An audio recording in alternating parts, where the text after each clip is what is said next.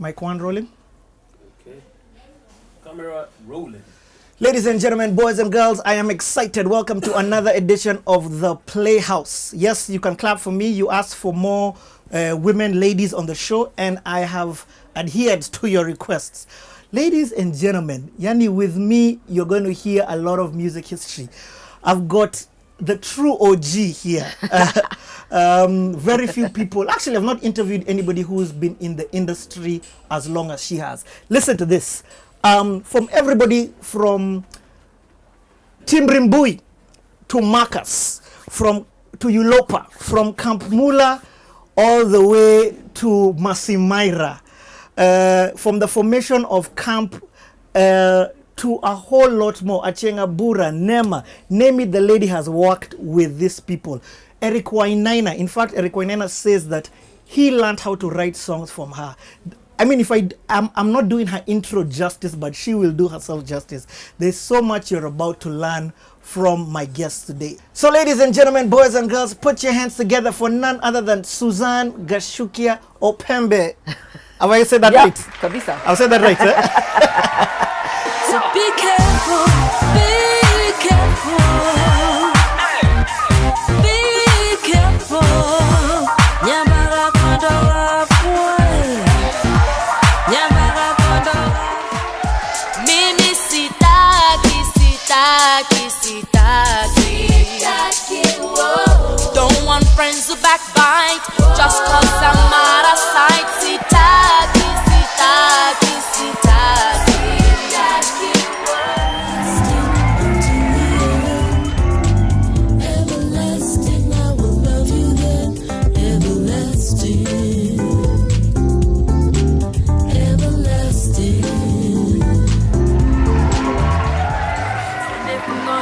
But then I gotta go hard. Go hard. Don't say on my back if you feel me hot now back. I do it for the truth, but no. We hold it down, hold me down. You know we hold it down. Hold it down, hold me down. You know we hold it down.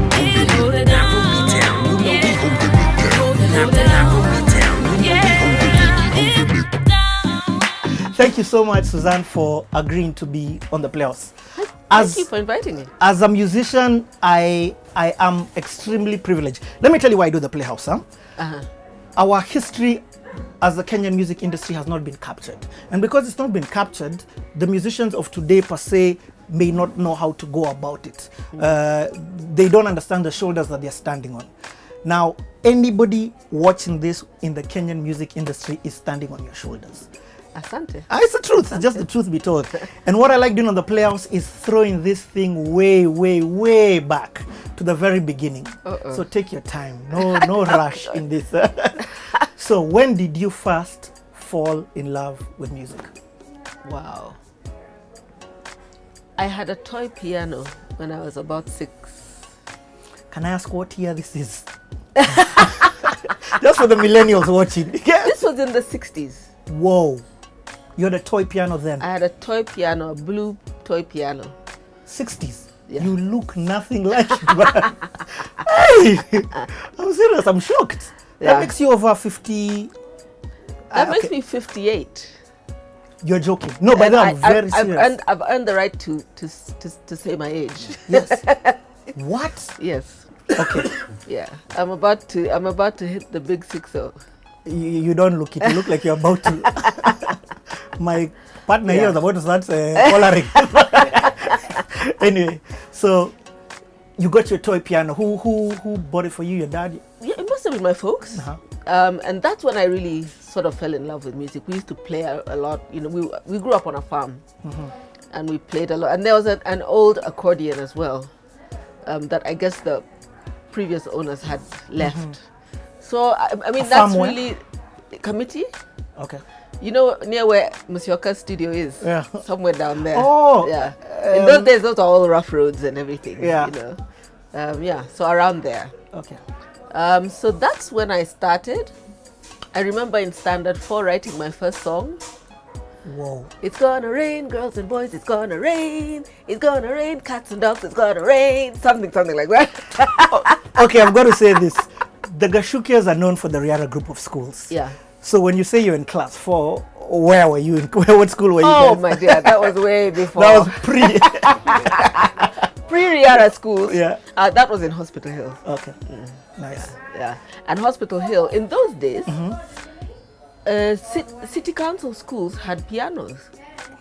I mean, the Hospital Hill had about 3 or 4, 5 pianos. So it was something that we almost took for granted. You know, I was gonna do I started late piano lessons. My folks bought me a piano on my 11th birthday. Whoa. And that was, the rest is history. That was it. That was love. It was love at first sight. That was the beginning of why we're here today. And that was really late if you are doing music. People actually start earlier. But it was late for me to start my piano lessons. I think when I was 10. If you're in Europe or somewhere else, you'd have started when you're 5 or whatever. Even now here, kids start when they're much younger. Okay, but I was still playing my little toy piano. I was playing, plonking out tunes and doing things. Yeah. Whoa. Okay. Who are you listening to? Which musicians are there at the time that you're like? God, in those days, I was listening to what my brother listened to, my elder brother. So it was James Brown, Wilson Pickett, Aretha Franklin, all those kind of people. Percy Sledge, The Temptations, Yeah.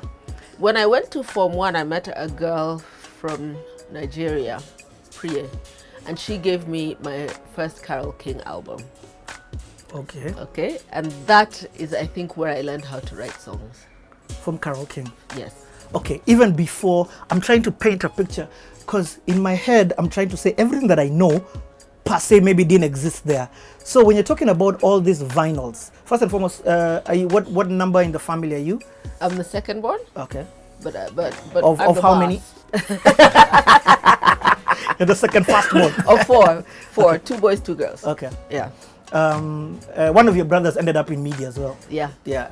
Tony Gachukia. Yeah. Yes. Okay, but I'm trying to say, right now, to somebody, I want them to understand it was a privilege or it was not normal for you to have that kind of a collection, because it meant you had to have originals. Were there even tapes, or at the time was it? No, that was records. By records, we're talking here, phone was PH. That you go and buy at Asanan's, or is it Melodica? I can't remember the other shop down Tomboya Street. Yeah. Yeah, that's where you'd go with your however much money. We had a cousin who we called Madai, because he used to go that was in high school when an album was about 100 bob, and he'd buy an album every week, a new album every weekend. Barry White, whatever. So we used to call him Madai. What? Okay, so you fall in love. I've understood sort of the foundation. You're listening. So I start my piano lessons. There's no locals that you're listening to. There's no. At that time, no, because we're listening to Miriam Makeba. I remember my parents taking us to see Jane Osborne, who was a Zambian. Apart from the locals that we listened to, because my dad worked in government, he was chief of protocol, was the Kenya police band. They were our staff. That was it. That was the local industry. That was the local music that I listened to. Whoa. Yeah. Okay. And obviously church choirs. Yeah. Yeah. So now, high school. Where did you go to high school? Limuru Girls. Limuru Girls. And then I moved to Musangari. Okay, continue the journey. Okay, so I start my music lessons. I'm late. I play by ear better than I hated sight reading, but I did the whole thing. I did the whole learning classical music, blah blah blah. Go to high school, start composing. We started a band in Form 2 called Syncopated Soul. Anybody that we know who would be on that band? Well, Makena Mweraria, who bought African Heritage. Yes. Ooh. God, I'm trying to think who else. And then we teamed up with a group from Lenana called Velvet Motion. So we do gigs together. Wow. And where were you gigging? Now in schools? Just in school. In schools, eh? Just in school. Okay. Yeah. So then I chose to do music for my O-levels. In Form 3, a Peace Corps volunteer who was a music teacher came to teach us at LGS. And she took us for our form 4, whatever, we had to do some traditional music stuff. Oh, and that's when I got into traditional music, because music festivals and this and that. So learning all these traditional songs from different countries, from different regions in Kenya. So, and I loved that. Okay, but Miss Schwartz took us to Malindi to spend a week learning how to play the Giriama drums, and that for me was just, it's like, how it opens your mind. Yeah, completely opens my mind. Because now you're starting to think, okay, roots, where are we from? Still wasn't writing too much. I was still doing, the sort of R&B kind of pop genre. Yeah. Then of course went to Musangari for Form 5, and they didn't have music for A-levels. Yeah. So I had to go and be taught my music at the conservatoire. Okay, this is some crazy history. So again, I'll always try and contextualize it in case somebody's from this generation is watching this. There's no 844. No. This is before. Standard 7 from 4. When I went to school, okay, Yeah. for instance, Yeah. Swahili was made compulsory when I was in Form 2 going to Form 3. So I never studied Swahili in school.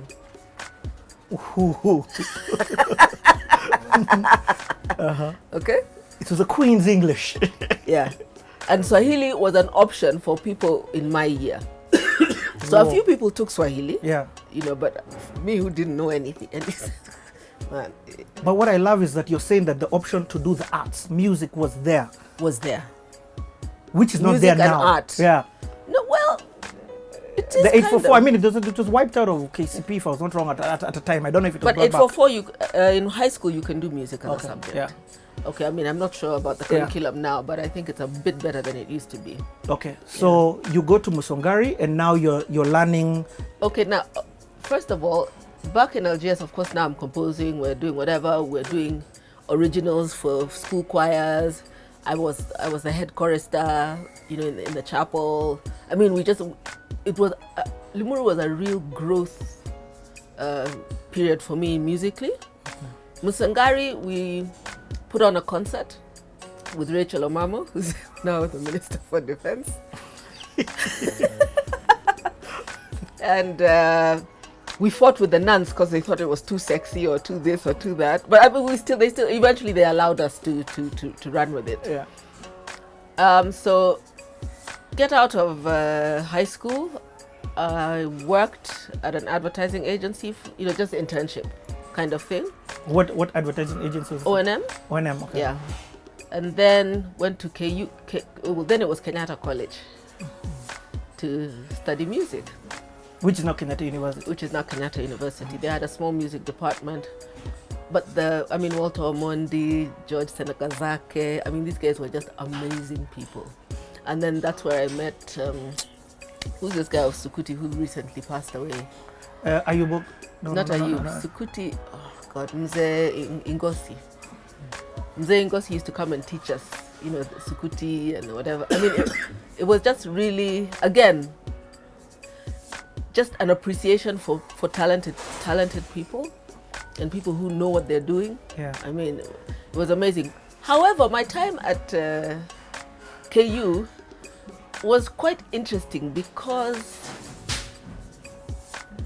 the first time most of the professors heard me play was during my exam, because I used to go to the conservatoire for lessons because there wasn't anybody with that level of nini. But they kind of had sort of said, well, she's this girl from a well-to-do family. My mom was a member of parliament. Yeah. And she's this and she's that, and maybe she can't do it. So the shock when the external examiner came and I played all this classical music, I think a lot of them were very embarrassed, the people who had been sengenyering. But after that, I convinced my parents to send me to the States to study.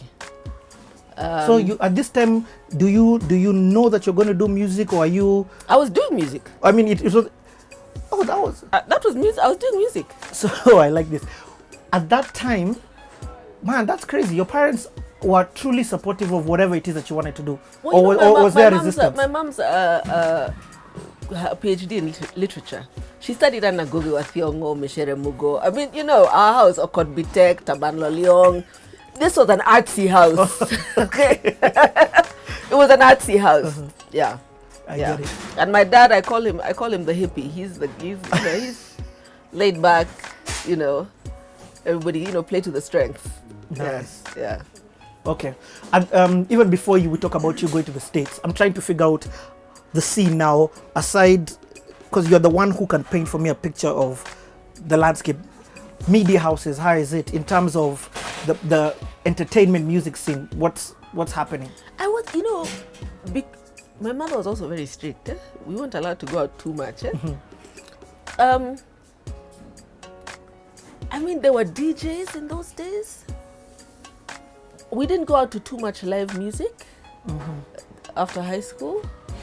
We'd go out to clubs, yes, but the DJs were all playing R&B mostly. We didn't go out to like the Lingalas. I mean, I once saw Kina Mangele. Whose wedding? There was a wedding that we went to where I think Mangele Power playing, and that's the first time I saw, you know, this whole Zaiwa swag, you know. So I didn't really. It was really very insular and very about my own music and what I was doing, you know. Out of high school, again with Rachel, we teamed up. We wrote a musical, Endless Roads. That was in 1980. You teamed up with who? Rachel Omamo. Okay. Again. 1980. 1980. We were just fresh out of high school. Wrote this musical. I was working then because I was, you know, at O&M, so I'd have a friend of mine, Gidi, we called her Gidi. She'd come and help people start rehearse and choreograph and whatever. We had 100 kids here every day in my mom's dining room, garden, whatever. Yeah. Each person trying to rehearse their little part. We didn't even know how we were going to put it together. So in the end, the president was in the musical. Hold on, are you talking about our president? I wish there's some things that you could get if you look, and yeah, he was in the musical. He was something, can't remember, a worker with his friends, with their buddies. So we had people in different years, whatever. So we put it up at the National Theatre for I think 2 nights. So I mean, who knew? I mean, I don't know how I would have been so courageous to do something like that, but it was just doing what we loved. And everybody sort of pitched in and did what they did, and you know. So there's a whole bunch of people who even now remember, oh yeah, those days of Endless Roads. You know, I remember some people keep bringing up pictures of the program. Yeah. There was, at the end, we all autographed the programs, and some people have kept them, which is really interesting. Lots of fun. I'm trying to. It must have been so chaotic. My mom's dining chairs were broken. I'm trying to figure out the environment that allowed you to dream like this. I mean, you're talking about writing a musical in 1980, fresh out of high school. Again, I'm trying to figure out, what did you watch? Were you going to watch music? What made you even inspire you? My parents exposed us a lot. Okay. Were you traveling to other countries this time? No. Here, we watched pantomimes, musicals, plays. She was in the Department of Literature. What? Okay. I mean, I remember going to watch the Trial of Dedan Kimathi, or you know, yes. We watched everything, you know. And then if there were cabaret acts that came in, we were all shipped off to go and watch them. Nice. So we were very, I guess that maybe that's what it was. It was the exposure to that. Okay. I remember being taken to the drive-in to watch 7 Brides for 7 Brothers or My Fair Lady, and you know, all kinds of things. So different sorts of music, sort of, and then of course there was the teen culture. You know, in high school, in boarding school, what do, you know, on a Saturday? Okay. You know, I get it. Okay, so from here, let's now then move the story a bit. Just now you leave Kenya, and where'd you go? I go to Connecticut, to the States.